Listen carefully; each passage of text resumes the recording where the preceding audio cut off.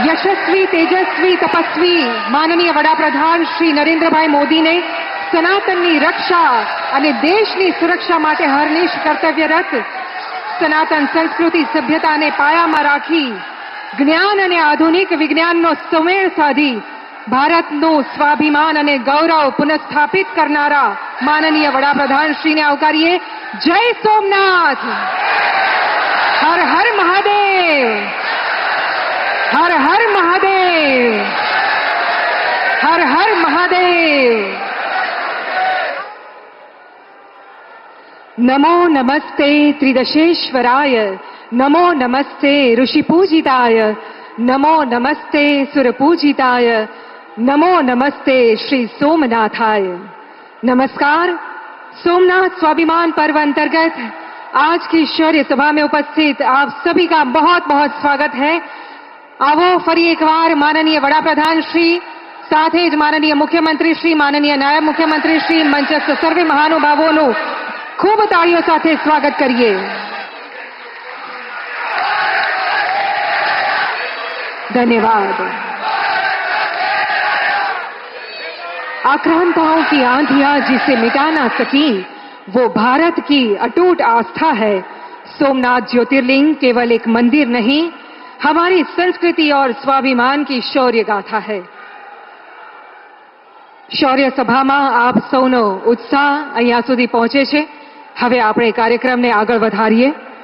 सरदार पटेल जी ने जो नींव रखी उसे भव्य दिव्य शिखर तक पहुंचा रहे देश के यशस्वी प्रधानमंत्री श्रीमान नरेंद्र मोदी जी आज अनादि अनंत भगवान शिव के श्री सोमनाथ मंदिर प्रभात क्षेत्र में पधारे हैं. आइए विधिवत रूप से उनका स्वागत अभिवादन करते हैं. સૌથી પહેલા વિનંતી કરીએ છીએ ગુજરાત રાજ્યના માનનીય મુખ્યમંત્રી શ્રી ભૂપેન્દ્રભાઈ પટેલ તથા માનનીય નાયબ મુખ્યમંત્રી શ્રી હર્ષભાઈ સંઘવીને કે આપ શૌર્ય પાઘડી અને શિવનામી પહેરાવી માનનીય વડાપ્રધાનશ્રીનું સ્વાગત કરશો. ભગવાન સોમનાથની સુંદર ફોટો ફ્રેમ પણ અર્પણ કરવા માટે આપ બંનેને વિનંતી, જેમાં રાણી અહલ્યાબાઈ, સરદાર વલ્લભભાઈ પટેલ અને સોમનાથ સ્વાભિમાન પર્વનો લોગો અંકિત થયેલો છે એવી ભગવાન સોમનાથની આ સુંદર પ્રતિમા. ખૂબ ખૂબ સ્વાગત સમસ્ત ગુજરાતની જનતા વતી. અને હવે માનવંતા મંત્રીશ્રીઓ, સાંસદશ્રીઓ અને ધારાસભ્યશ્રીઓની ટીમ પણ આદરણીય વડાપ્રધાનશ્રીનો સ્વાગત સત્કાર કરશે. માનવંતા મંત્રી શ્રી જીતુભાઈ વાઘાણી, શ્રી અર્જુનભાઈ મોઢવાડિયા, ડોક્ટર દ્યુમન વાઘા, શ્રી કૌશિકભાઈ વેકરિયા, માન્ય સાંસદ શ્રી રાજેશભાઈ ચુડાસમા, માનવંતા ધારાસભ્ય સર્વે શ્રી સંજયભાઈ કોરડિયા, શ્રી અરવિંદભાઈ લાડાણી, શ્રી ભગવાનભાઈ ગધિયા, શ્રી દેવાભાઈ માલમ, શ્રી ભગાભાઈ બારડ અને શ્રી કાળુભાઈ રાઠોડ. ત્રિશૂળ, ડમરૂ અને રુદ્રાક્ષની માળા અર્પણ થઈ રહી છે માનનીય વડાપ્રધાનશ્રીને.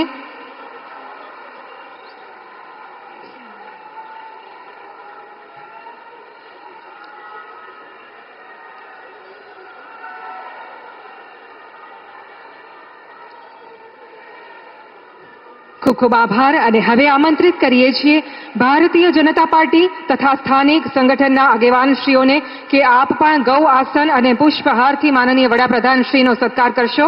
સર્વે શ્રી અનિરુદ્ધભાઈ દવે, શ્રી રમેશભાઈ ધડુક, શ્રી ગૌતમભાઈ ગેડિયા, શ્રી આશાબેન નકુમ, શ્રી મોહનભાઈ કુંડારિયા, શ્રી હિરેનભાઈ હિરપરા, શ્રી માનસિંહભાઈ પરમાર, ડોક્ટર સંજયભાઈ પરમાર, શ્રી ધવલભાઈ દવે, શ્રી પુનિતભાઈ શર્મા, શ્રી કિરીટભાઈ પટેલ અને શ્રી શિવાભાઈ સોલંકી. વૈદિક ગૌમય આસન કે જે ગીર ગાયના ગોબર, ગૌમૂત્ર, દુર્વા, કુશ અને પવિત્ર નદીઓના જળ મિશ્રિત કરીને બનાવાઈ છે, જેમાં મંત્રોચ્ચાર દ્વારા શક્તિનો સંચાર કરાયો છે એવું આ ગૌ આસન. અને આ વિશાળ પુષ્પહાર તેમના માટે કે જેઓ ભારતનું સ્વાભિમાન છે અને ભારતના સ્વાભિમાન એવી આપણી સનાતન સંસ્કૃતિ, સભ્યતા અને શ્રદ્ધાને પુનઃસ્થાપિત કરી રહ્યા છે એવા માનનીય વડાપ્રધાનશ્રી. આપણા સૌ વતી પ્રભાસની આ ધરતી પર ખૂબ ખૂબ સ્વાગત.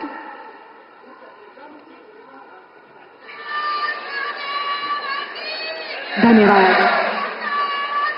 केदारनाथ मंदिर का जीर्णोद्धार हो, काशी विश्वनाथ कॉरिडोर या उज्जैन के महाकालेश्वर मंदिर परिसर का विकास, सोमनाथ मंदिर विस्तार की काया पलट हो या फिर करोड़ों सनातनियों के आस्था का केंद्र अयोध्या में श्री राम मंदिर का निर्माण, विकास भी विरासत भी, ये मंत्र को प्रतिपल जीने वाले माननीय प्रधानमंत्री हम सभी के लिए अतुल्य प्रेरणा का स्रोत है. આજના કાર્યક્રમમાં આપણી વચ્ચે પધારેલા આપણા સૌના ઉર્જાનો સ્ત્રોત એવા માનનીય વડાપ્રધાનશ્રીનું ઉપસ્થિત સર્વે વતી ગુજરાતની સમસ્ત જનતા વતી શબ્દ પુષ્પોથી સ્વાગત કરવા માટે સાદર વિનંતી કરીએ છીએ. માનનીય નાયબ મુખ્યમંત્રી શ્રી હર્ષભાઈ સંઘવીને સ્વાગત પ્રવચન માટે પધારશો.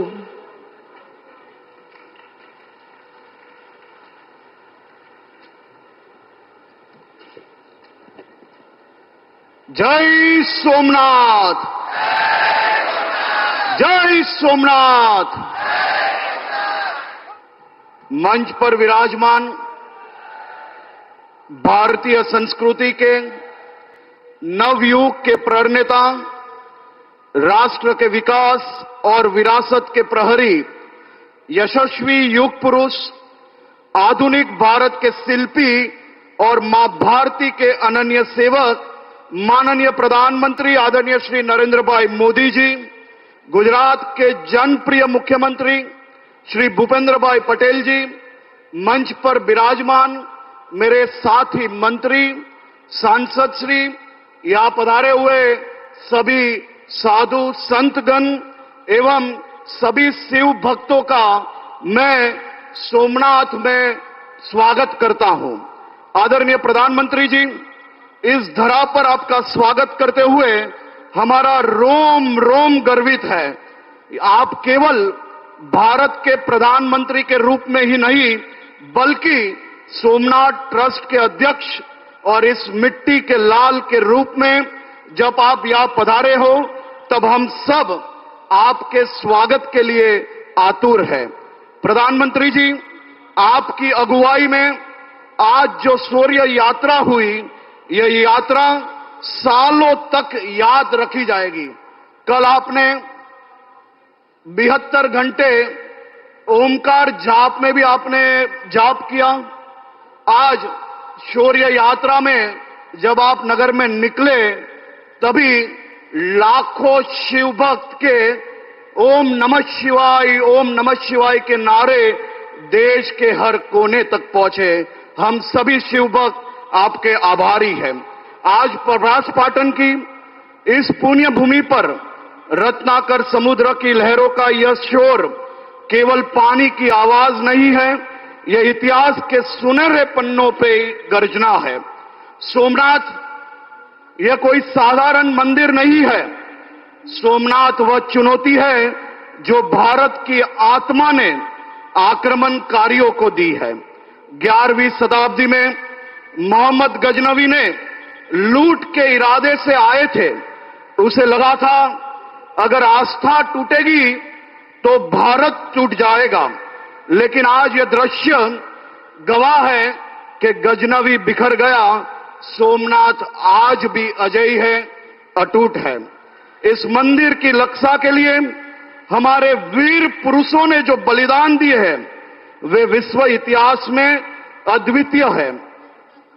हमीर जी गोहिल के कंधे से कंधा मिलाकर वेगड़ा भील और उनके साथियों ने जो पराक्रम दिखाया वो भारतीय एकता का सर्वश्रेष्ठ उदाहरण है.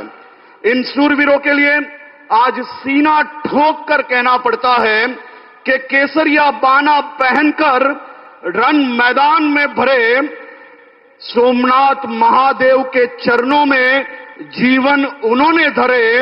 हमीर जी की हुंकार और वेगड़ा भील की ललकार सोमनाथ में गूंज रही, आज भी उनकी पुकार. और फिर आया वो दौर जब आजादी के बाद भी भारत को कहा गया इतिहास मत छुओ, आस्था पर बात मत करो, संस्कृति को दबाकर रखो. सोमनाथ के पुनर्निर्माण पर भी कुछ लोगों को डर था दुनिया क्या कहेगी. सरदार पटेल ने साफ कहा भारत अब दुनिया से डरकर अपने स्वाभिमान का सौदा नहीं करेगा. और आज हमारे यशस्वी प्रधानमंत्री जी के नेतृत्व में वही संकल्प पूरे भारत की नीति बन चुका है. आज भारत कहता है कि हम अपने इतिहास को छुपाएंगे नहीं, हम आक्रमणकारियों का महिमा मंडन नहीं करेंगे, और हम अपनी संस्कृति पर किसी को शर्मिंदा नहीं करने देंगे। जो लोग आज भी गजनवी जैसे आक्रमणकारियों को महान बताने की कोशिश करते हैं, उन्हें सोमनाथ की घंटियां हर दिन जवाब देती है। प्रधानमंत्री जी, 500 वर्ष की प्रतीक्षा का अंत करके आपने भगवान राम का भव्य मंदिर बनवाया। बाबा विश्वनाथ की नगरी को आपने वह दिव्य स्वरूप दिया जिसने भारतीय आस्था को नई भव्यता प्रदान की। उज्जैन के महाकाल लोक का निर्माण की अनंतता का साक्षात्कार है। हिमालय की चोटियों से लेकर समुद्र के किनारों तक आपने तीर्थों का जो कायाकल्प किया है, यह दृढ़ संकल्प का परिणाम है। फिर एक बार मैं आप सबका स्वागत करता हूं और मेरे जैसे लाखों करोड़ों युवा प्रधानमंत्री जी के बहुत बहुत आभारी है। मेरी और मेरी बाद की पीढ़ियों के लिए प्रधानमंत्री जी ने विकास भी किया और विरासत भी दी। मेरी और मेरे बाद की पीढ़ियों के लिए प्रधानमंत्री जी ने देश के हर मंदिर में एक नया संकल्प के साथ विकास भी किया और देश के लाखों करोड़ों युवाओं को रोजगारी भी दी है। मैं सभी युवाओं की ओर से आपका बहुत बहुत आभारी हूं। जय सोमनाथ।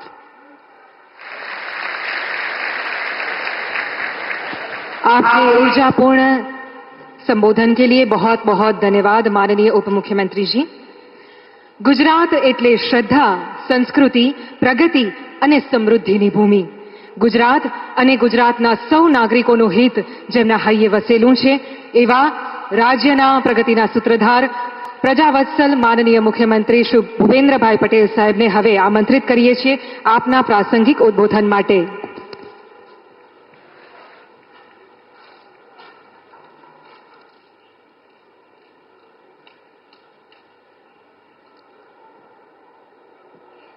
સોમનાથ સ્વાભિમાન પર્વ કાર્યક્રમમાં આપણી સૌની સાથે મંચ ઉપર ઉપસ્થિત વિશ્વના સર્વાધિક લોકપ્રિય નેતા અને ભારતના યશસ્વી વડાપ્રધાન આદરણીય શ્રી નરેન્દ્રભાઈ મોદી સાહેબ, મારા સાથી નાયબ મુખ્યમંત્રી શ્રી હર્ષભાઈ સંઘવી, મારા સાથી મંત્રી શ્રી જીતુભાઈ વાઘાણી, અર્જુનભાઈ મોઢવાડિયા, પ્રદ્યુમનભાઈ વાજા, કૌશિકભાઈ વેકરિયા, સાંસદ શ્રી રાજેશભાઈ ચુડાસમા, આમંત્રિત સર્વે સંતગણ, પ્રેસ મીડિયાના મિત્રો સૌને મારા નમસ્કાર।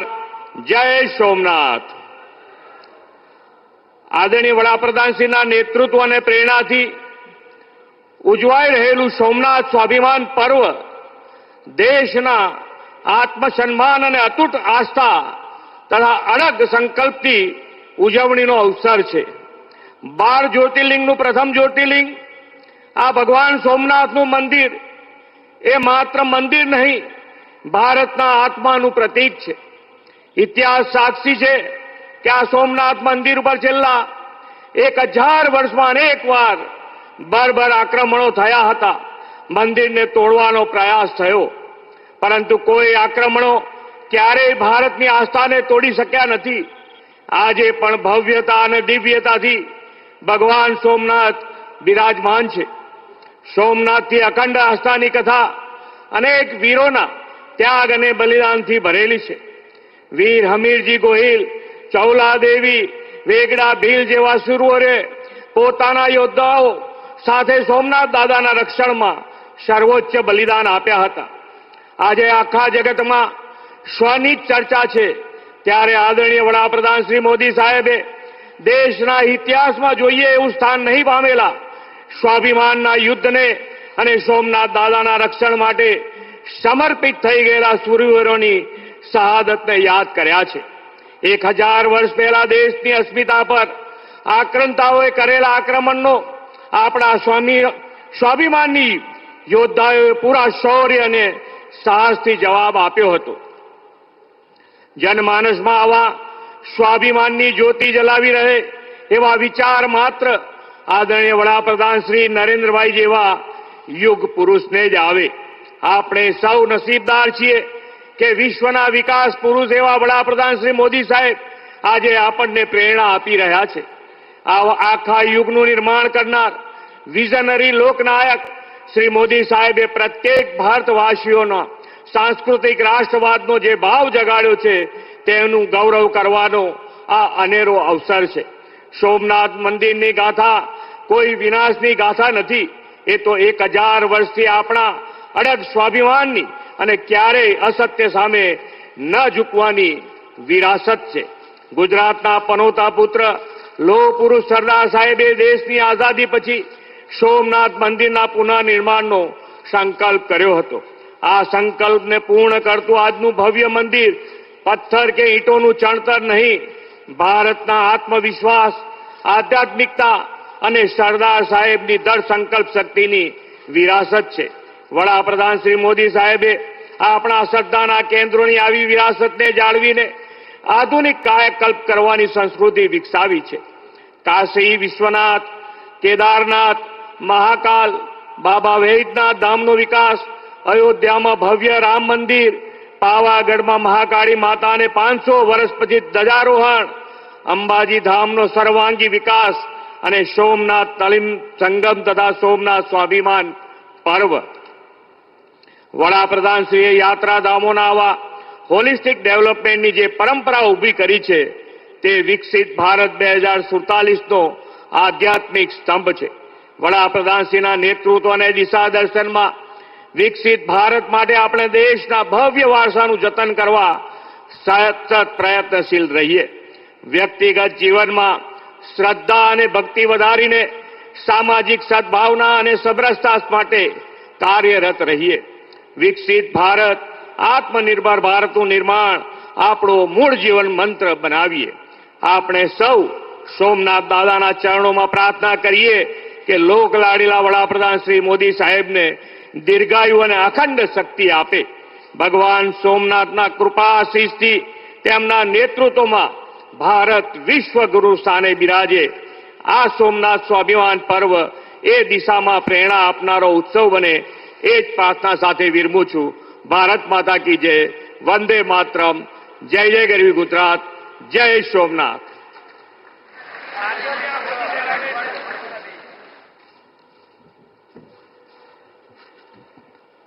આપના અર્થપૂર્ણ ઉદ્બોધન માટે ખૂબ ખૂબ આભાર माननीय मुख्यमंत्री श्री.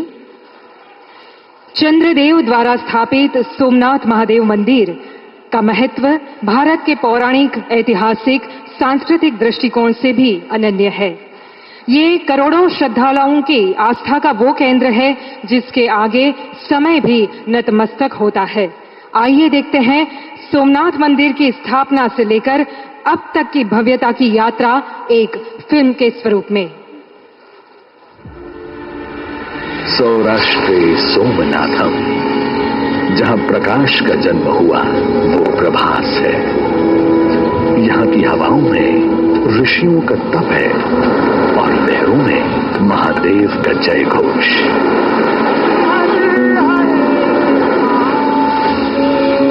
जहां चंद्रमा ने अपना खोया हुआ तेज पुनः पाया, जहां हरि और हर एक हो जाते हैं, हिरण, कपिला और सरस्वती का त्रिवेणी संगम. युग बदले. सतयुग में सोम ने स्वर्ण, त्रेता में रावण ने रजत, द्वापर में कृष्ण ने चंदन और कलयुग में भीमदेव ने सोमनाथ मंदिर को पाषाण से गढ़ा. ये भूमि परशुराम के तप, रघुनंदन राम की भक्ति और बलराम के महाप्रयाण की साक्षी है.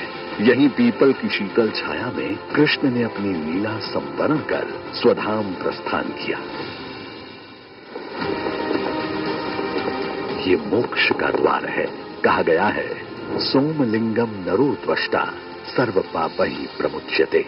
यानी सोमनाथ के दर्शन मात्र से मनुष्य सभी पापों से मुक्त हो जाता है. दुर्भाग्यवश कोटि कोटि लोगों की श्रद्धा और आस्था का केंद्र सोमनाथ 1026 ईस्वी से शुरू होकर कई शताब्दियों तक विदेशी कुटिल आक्रांताओं का निशाना बना, जिनका लक्ष्य था विध्वंस। न सिर्फ मंदिर को तोड़ा गया, बल्कि शिवलिंग को खंडित करके मस्जिद के फर्श में लगा दिया गया, ताकि पैरों तले उसे रौंदा जा सके। मकसद था आस्था की लौ बुझ जाए, घंटियों की गूंज मौन हो जाए। लेकिन भगवान सोमेश्वर के इस पावन धाम को मिटाने की ताकत किसी अंधेरे में कहां थी। जब जब सोमनाथ के स्वाभिमान पर प्रहार हुआ, सनातन की रगों में उबाल आया। अनगिनत सनातनियों ने अथक संघर्ष किया, अपना रक्त बहाया, सर्वोच्च बलिदान दिया। यहां मिटाने की सनक जितनी गहरी थी, सनातन को फिर से खड़ा करने की जिद उतनी ही विराट होती गई। हर प्रहार ने हमारे संकल्प को हिमालय जैसी दृढ़ता दी। 1000 साल के बाद आज इतिहास काले पन्नों को नहीं, बल्कि उस अटूट सृजन शक्ति को याद करता है, जिसमें देवी अहिल्याबाई होलकर की आस्था और सरदार पटेल का फौलादी संकल्प शामिल है, जो क्रूरता की तलवारों पर भगवान शिव के त्रिशूल का जय घोष है। संयोग से 2026 का ये वर्ष वर्तमान सोमनाथ मंदिर के पुनर्निर्माण के 75 वर्ष पूरे होने का भी वर्ष है। आज उसी अटूट इच्छा शक्ति के साथ प्रधानमंत्री श्री नरेंद्र मोदी के नेतृत्व में सोमनाथ का वैभव, आधुनिकता और सुविधाओं के नए आयाम छू रहा है। भगवान सोमनाथ की कृपा अवतीर्ण होती है, कृपा के भंडार खुल जाते हैं। जय सोमनाथ। ये केवल विकास नहीं, हमारी विरासत का विस्तार है। अतीत के आक्रमणकारी आज समय की धूल है, जबकि सोमनाथ आज भी अपनी आशा बिखेरता प्रकाशमान खड़ा है। हम देश के अतीत से जो सीखना चाहते हैं, सोमनाथ जैसे आस्था और संस्कृति के स्थल उसके अहम केंद्र हैं। स्वाभिमान पर्व के इस ऐतिहासिक पल में 72 घंटों का अखंड ओमकार उसी शाश्वत ऊर्जा का विजय नाद है। श्री सोमनाथ के शौर्य और श्रद्धा की ये गाथा तब तक गूंजेगी जब तक समुद्र में लहरें उठती रहेंगी, क्योंकि सोमनाथ भारत का विराट स्वाभिमान है। सोमनाथ अडिग है, सनातन चिरंजीवी है। जय श्री सोमनाथ।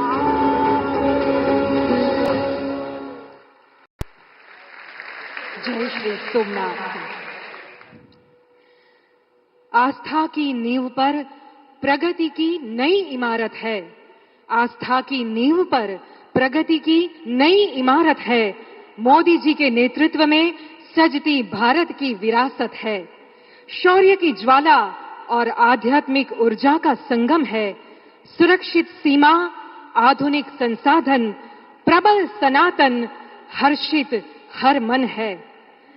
जिनके हृदय, मन, कर्म में सदाए राष्ट्र चेतना प्रज्वलित है, ऐसे भारत के सनातनी सपूत, समग्र भारतवासियों के हृदय सम्राट और विश्व के सर्वाधिक लोकप्रिय नेता माननीय प्रधानमंत्री श्री नरेंद्र मोदी जी को वंदन सह आइए जोरदार तालियों के साथ आमंत्रित करते हैं अपने बहुमूल्य मार्गदर्शन के लिए।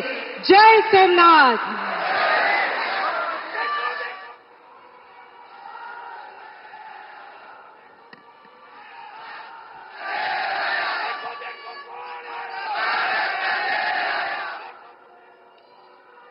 जय सोमनाथ।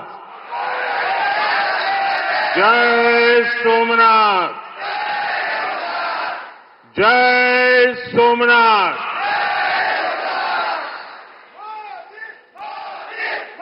गुजरात के लोकप्रिय मुख्यमंत्री श्री भूपेंद्र भाई पटेल, ऊर्जावान युवा उप मुख्यमंत्री हर्ष संघवी जी, गुजरात सरकार में मंत्री जीतूभाई वाघाणी, अर्जुनभाई मोढवाडिया, डॉक्टर प्रद्युम्न वाजा,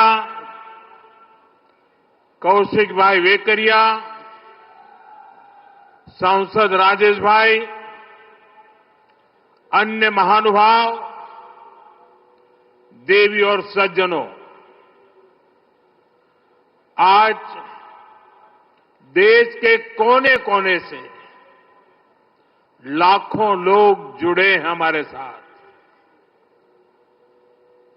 उन सबको भी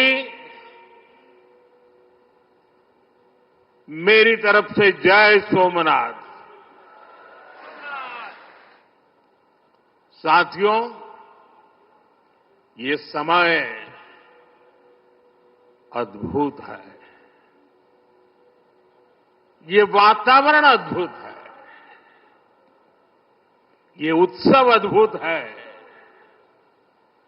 एक और स्वयं देवादिदेव महादेव, दूसरी ओर समुद्र की विशाल लहरें, सूर्य की किरणें, मंत्रों की ये गूंज, आस्था का ये उफान, और इस दिव्य वातावरण में भगवान सोमनाथ के आप सब भक्तों की उपस्थिति, ये इस अवसर को दिव्य बना रही है, भव्य बना रही है। और मैं इसे अपना बहुत बड़ा सौभाग्य मानता हूं कि सोमनाथ मंदिर ट्रस्ट के अध्यक्ष के रूप में मुझे सोमनाथ स्वाभिमान पर्व में सक्रिय सेवा का अवसर मिला है।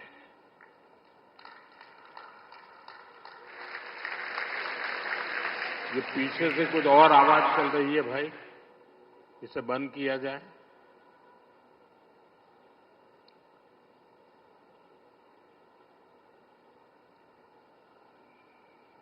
बहत्तर घंटों तक अनवरत ओमकार का नाद, 72 घंटों का अनवरत मंत्रोच्चार। और मैंने देखा कल शाम को 1000 ड्रोन्स द्वारा वैदिक गुरुकुलों के 1000 विद्यार्थियों की उपस्थिति, सोमनाथ के 1000 वर्षों की गाथा का प्रदर्शन, और आज 108 अश्वों के साथ मंदिर तक शौर्य यात्रा, मंत्रों और भजनों की अद्भुत प्रस्तुति, सब कुछ मंत्र मुग्ध कर देने वाला है।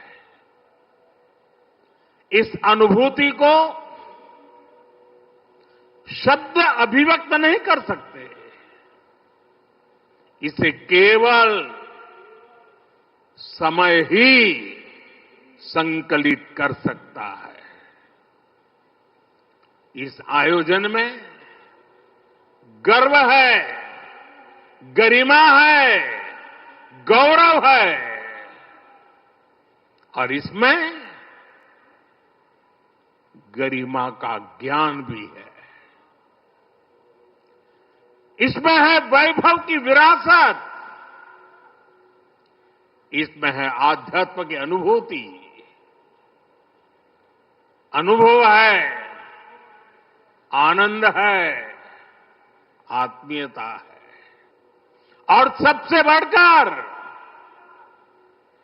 देवाधिदेव महादेव का आशीर्वाद है। आइए मेरे साथ बोलिए, नमः पार्वती पतये हर हर महादेव।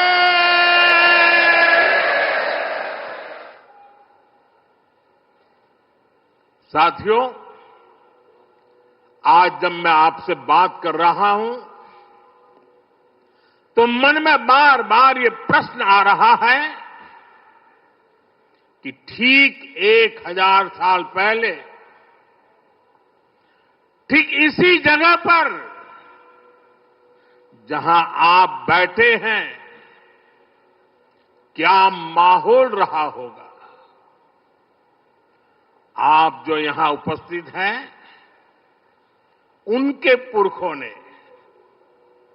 आपके पुरखों ने, हमारे पुरखों ने जान की बाजी लगा दी थी अपनी आस्था के लिए, अपने विश्वास के लिए, अपने महादेव के लिए। उन्होंने अपना सब कुछ न्योछावर कर दिया। 1000 साल पहले तब वो आतताई सोच रहे थे कि हमें जीत लिया, लेकिन आज 1000 साल बाद भी सोमनाथ महादेव के मंदिर पर फहरा रही ध्वजा पूरी सृष्टि का आह्वान कर रही है कि हिंदुस्तान की शक्ति क्या है, उसका सामर्थ्य क्या है। प्रभास पाटन तीर की इस मिट्टी का कण कण शौर्य, पराक्रम और वीरता का साक्षी है। सोमनाथ के इस स्वरूप के लिए कितने ही शिव भक्तों ने, संस्कृति के उपासकों ने, संस्कृति के ध्वज धारकों ने अपने प्राणों की आहुति दी है। आज सोमनाथ स्वाभिमान पर्व पर सबसे पहले मैं हर उस वीर वीरांगना को नमन करता हूं जिसने सोमनाथ की रक्षा को, मंदिर के पुनर्निर्माण को अपना जीवन ध्येय बनाया, अपना सब कुछ देवाधिदेव महादेव को अर्पण कर दिया। भाइयों बहनों, प्रभास पाटन का एक क्षेत्र भगवान शिव का अपना क्षेत्र तो है, इसकी पवित्रता भगवान श्री कृष्ण से भी जुड़ी है। महाभारत काल में पांडवों ने भी इस तीर्थ में तपस्या की थी, इसलिए ये अवसर भारत के अनगिनत आयामों को नमन करने का भी अवसर है। ये भी एक सुखद संयोग है कि आज जब सोमनाथ मंदिर के इस स्वाभिमान यात्रा के 1000 साल पूरे हो रहे हैं, तो साथ ही 1951 में हुए इसके पुनर्निर्माण के 75 साल भी पूरे हो रहे हैं। मैं दुनिया भर के करोड़ों श्रद्धालुओं को सोमनाथ स्वाभिमान पर्व की शुभकामनाएं देता हूं। साथियों, सोमनाथ स्वाभिमान पर्व 1000 साल पहले हुए विध्वंस के स्मरण के लिए नहीं, ये पर्व 1000 साल की यात्रा का पर्व है। साथ ही ये हमारे भारत के अस्तित्व और अभिमान का पर्व है, क्योंकि हमें हर कदम पर, हर मुकाम पर सोमनाथ और भारत में अनोखी समानताएं दिखती है। जैसे सोमनाथ को नष्ट करने के एक नहीं अनेकों प्रयास हुए, दुष्प्रयास हुए, उसी तरह विदेशी आक्रांताओं द्वारा कई सदियों तक भारत को खत्म करने की लगातार कोशिशें होती रही, लेकिन न सोमनाथ नष्ट हुआ और न ही भारत नष्ट हुआ। क्योंकि भारत और भारत की आस्था के केंद्र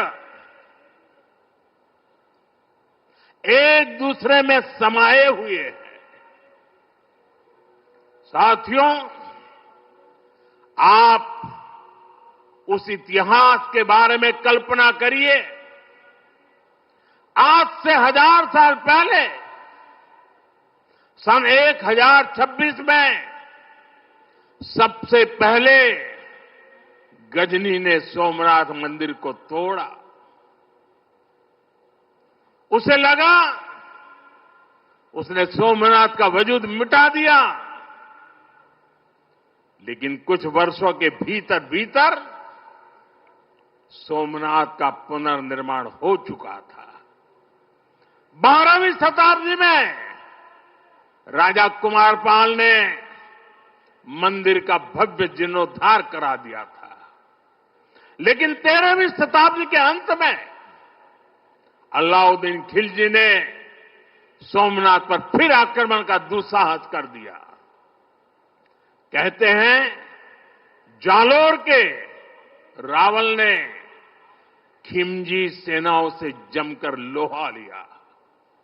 इसके बाद 14वीं शताब्दी की शुरुआत में जूनागढ़ के राजा द्वारा फिर से सोमनाथ की प्रतिष्ठा संपन्न कर दी गई। 14वीं शताब्दी के आखिरी वर्षों में मुजफ्फर खान ने सोमनाथ पर फिर हमला किया। वो हमला भी नाकाम रहा। 15वीं शताब्दी में सुल्तान अहमद शाह ने सोमनाथ मंदिर को दूषित करने की कोशिश की और इसी शताब्दी में उसके पोते सुल्तान महमूद बेगड़ा ने सोमनाथ पर आक्रमण कर मंदिर को मस्जिद बनाने की कोशिश की, लेकिन महादेव के भक्तों के प्रयासों से मंदिर पुनः जीवंत हो उठा। 17वीं 18वीं शताब्दी में औरंगजेब का दौर आया। उसने सोमनाथ मंदिर को अपवित्र किया। सोमनाथ को फिर मस्जिद बनाने की कोशिश की। उसके बाद भी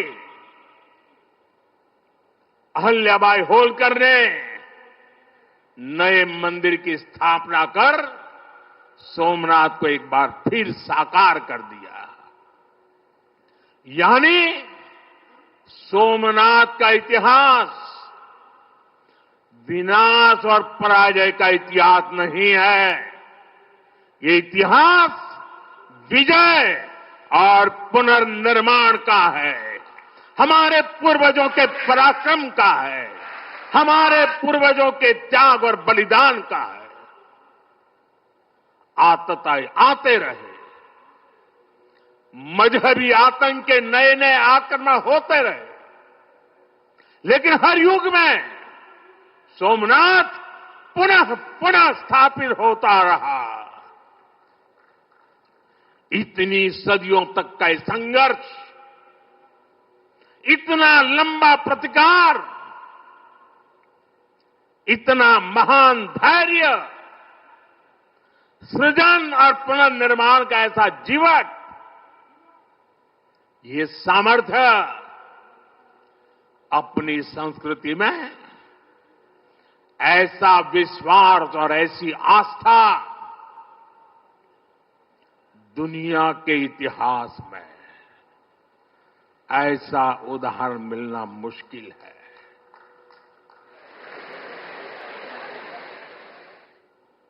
जरा मैंने जवाब आपजो પેલા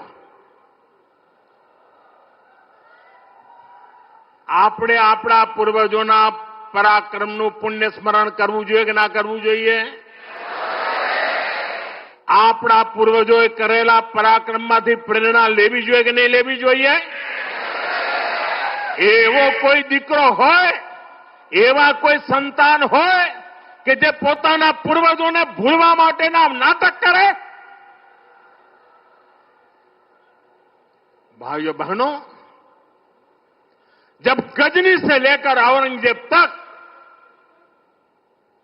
तमाम आक्रांता सोमनाथ पर हमला कर रहे थे, तो उन्हें लग रहा था कि उनकी तलवार सनातन सोमनाथ को जीत रही है। वो मजहबी कट्टरपंथी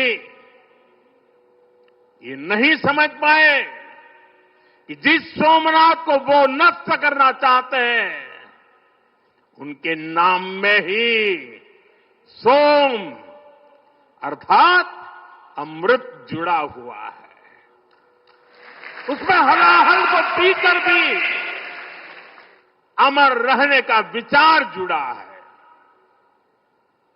उसके भीतर सदा शिव महादेव के रूप में वो चैतन्य शक्ति प्रतिष्ठित है, जो कल्याणकारक भी है और प्रचंड तांडव शिव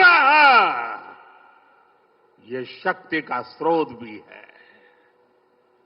भाइयों बहनों, सोमनाथ में विराजमान महादेव, उनका एक नाम मृत्युंजय भी है।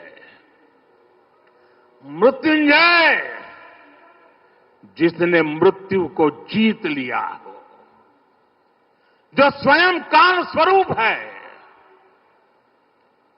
यतो जायते पाल्यते येन विश्वम तमीज भजे लियते यत्र विश्वम, अर्थात ये सृष्टि उन्हीं से उत्पन्न होती है, उन्हीं में लय हो जाती है। हम मानते हैं त्वमेको जगत व्यापको विश्व रूप, यानी शिव पूरे जगत में व्याप्त है। इसलिए इस हम कण कण, कंकड़ कंकड़ में भी उस शंकर को देखते हैं। फिर कोई उन शंकर के कितने स्वरूपों को नष्ट कर सकता है? हम तो वो लोग हैं जो जीव में भी शिव को देखते हैं। उनसे हमारी आस्था को कोई कैसे डिगा सकता था? और साथियों, ये समय चक्र है कि सोमनाथ को ध्वस्त करने की मंशा लेकर आए मजहबी आतताई आज इतिहास के कुछ पन्नों में सिमट कर रह गए हैं। और सोमनाथ मंदिर उसी विशाल समंदर के किनारे गगनचुंबी धर्म ध्वजा को थामे खड़ा है। सोमनाथ का ये शिखर मानव उद्घोष कर रहा है, चंद्रशेखरम आश्रय मम किम करिष्यति वै यमः, अर्थात मैं चंद्रशेखर शिव पर आश्रित हूं, काल भी मेरा क्या कर लेगा। साथियों, सोमनाथ स्वाभिमान पर्व इतिहास के गौरव का पर्व तो है ही, ये कालातीत यात्रा को भविष्य के लिए जीवंत बनाने का माध्यम भी है। हमें इस अवसर को अपने अस्तित्व और पहचान को सशक्त करने के लिए उपयोग करना है। आप भी देखते हैं, अगर कहीं किसी देश के पास कुछ 100 साल पुरानी विरासत होती है, वो देश उसे अपनी पहचान बनाकर दुनिया के सामने प्रस्तुत करता है। वहीं भारत के पास सोमनाथ जैसे हजारों साल पुराने पुण्य स्थान है। ये स्थान हमारे सामर्थ्य, प्रतिरोध और परंपरा के पर्याय रहे हैं। लेकिन दुर्भाग्य से आजादी के बाद गुलामी की मानसिकता वाले लोगों ने उनसे पल्ला झाड़ने की कोशिश की। उस इतिहास को भुलाने के कुत्सित प्रयास हुए। हम जानते हैं, सोमनाथ की रक्षा के लिए देश ने कैसे कैसे बलिदान दिए थे। रावल कन्नड़े जैसे शासकों के प्रयास, वीर हमीर जी गोहिल का पराक्रम, बेगड़ा भील का शौर्य, ऐसे कितने ही नायकों का इतिहास सोमनाथ मंदिर से जुड़ा है। लेकिन दुर्भाग्य से इन्हें कभी उतना महत्व नहीं दिया गया। बाकी आक्रमण के इतिहास को भी कुछ इतिहासकारों और राजनेताओं द्वारा व्हाइट वॉश करने की कोशिश की गई। मजहबी उन्माद की मानसिकता को केवल साधारण लूट बताकर ढंकने के लिए किताबें लिखी गई। सोमनाथ मंदिर एक बार नहीं, बार बार तोड़ा गया।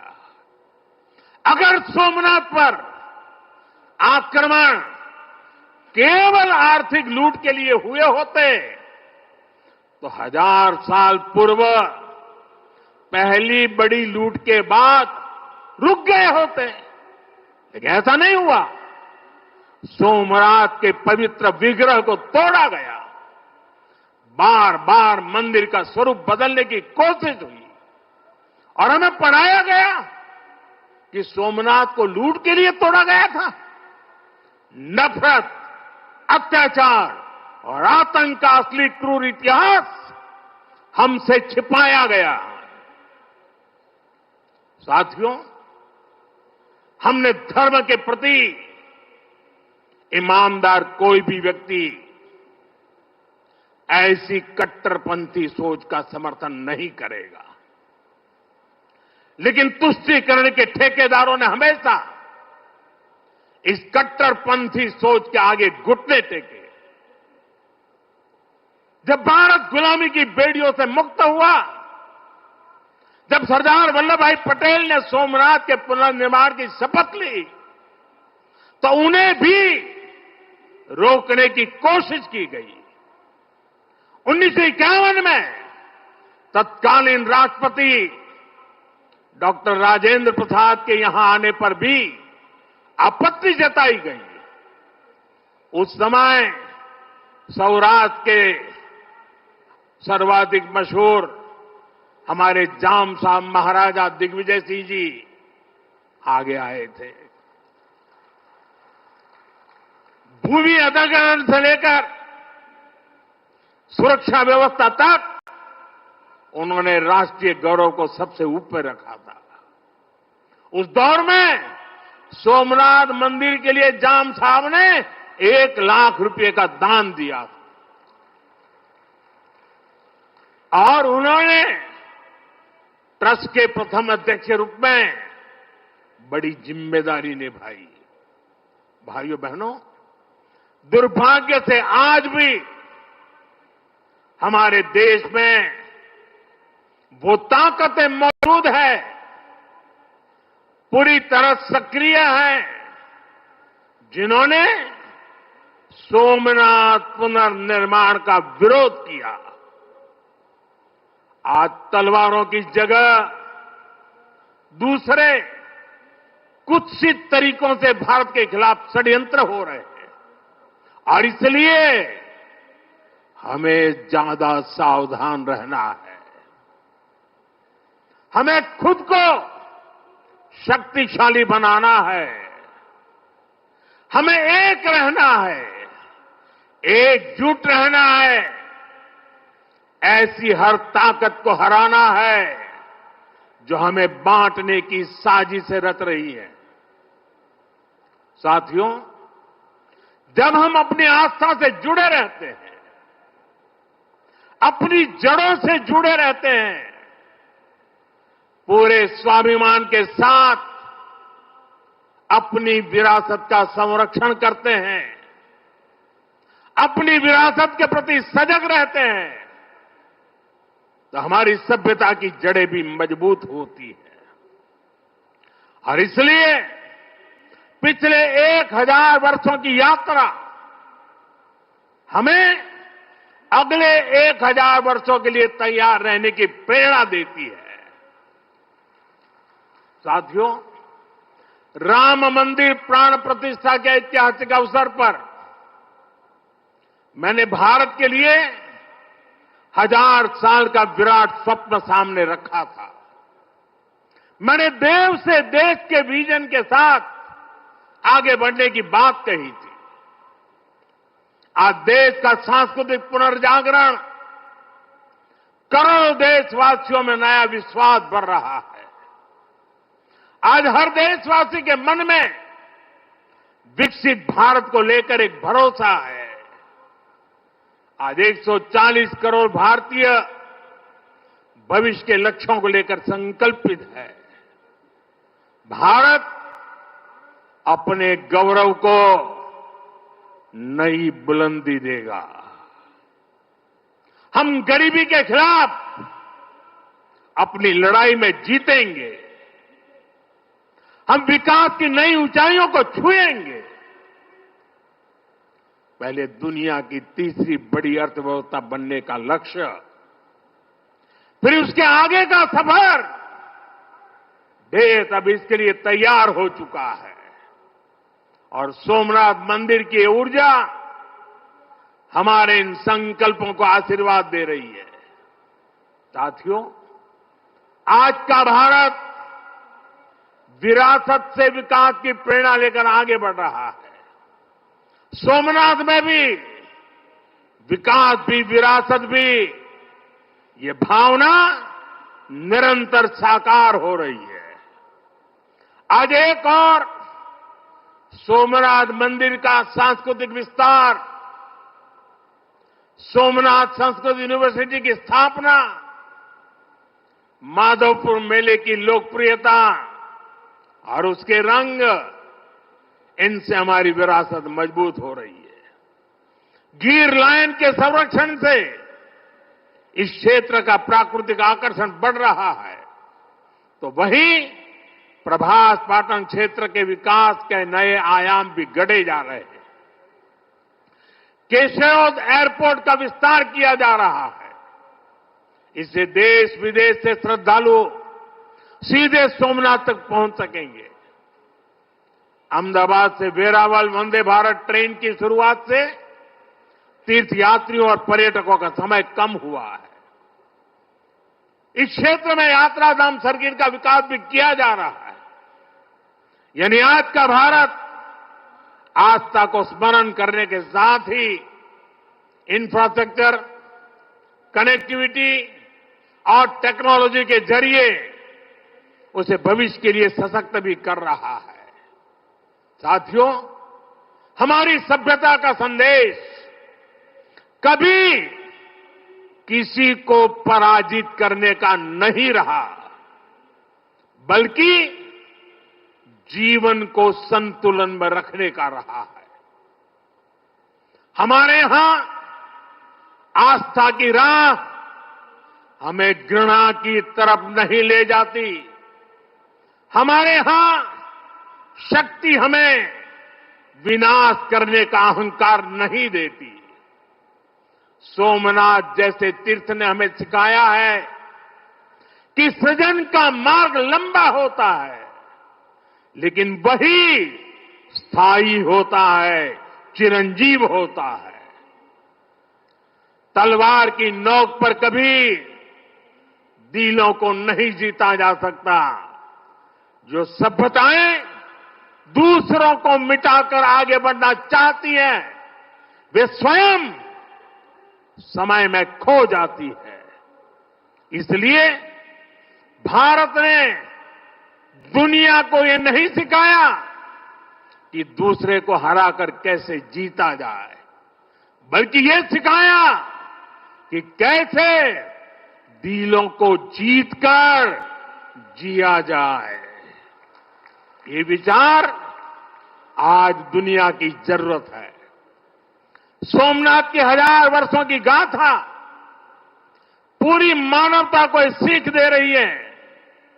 इसलिए आइए हम संकल्प करें, हम विकास की ओर आगे बढ़ें, कदम से कदम मिलाकर चले, कंधे से कंधा मिलाकर चले, मन से मन को जोड़कर चले।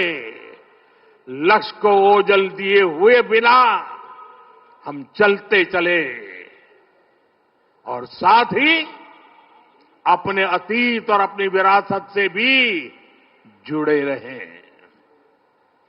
हम आधुनिकता को अपनाते हुए अपनी चेतना को संभाले रखें। आइए सोमनाथ स्वाभिमान पर्व जैसे आयोजनों से प्रेरणा लेते हुए विकसित होने के मार्ग पर तेजी से चले। हर चुनौती को पार करते हुए हम अपने लक्ष्य तक पहुंचे। और ये कार्यक्रम आज तो शुरू हो रहा है। हमें 1000 साल का स्मरण देश के कोने कोने में करना है। दुनिया को हमारी विरासत का परिचय करवाना है।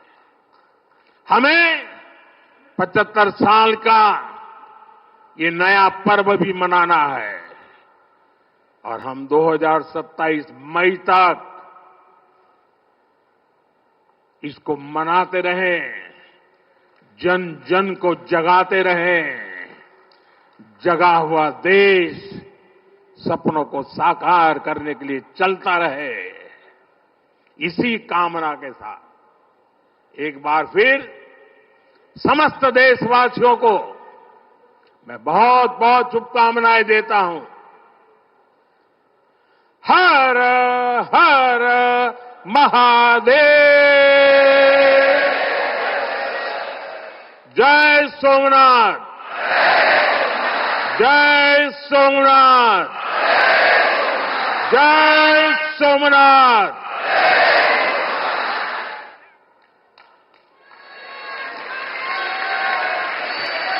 बहुत बहुत धन्यवाद माननीय प्रधानमंत्री जी, आपके इस गौरवशाली अभूतपूर्व You were भाषण listening के लिए। to Prime Minister Narendra Modi addressing a public gathering at Gir Somnath in Gujarat.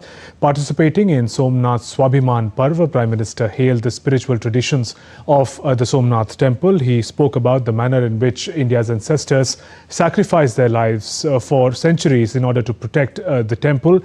The Swabhiman Parv marks 1,000 years since the first attack took place on the temple. Prime Minister said the Somnath temple represents not a history of destruction but a legacy of rejuvenation and reconstruction. He also said that in many ways the Somnath tradition mirrors the history of India as well, that was invaded and attacked by foreigners. However, neither could they destroy Somnath, nor could they destroy the legacy of India and the civilization values. He also spoke about the contribution of Sardar Patel in the modern reconstruction of the temple, and thereafter spoke about the manner in which 140 crore Indians are proudly marching towards the vision of Viksit Bharat or developed India. Those were some of the highlights of Prime Minister's public address at Somnath. And with that, we conclude this special presentation. Namaskar.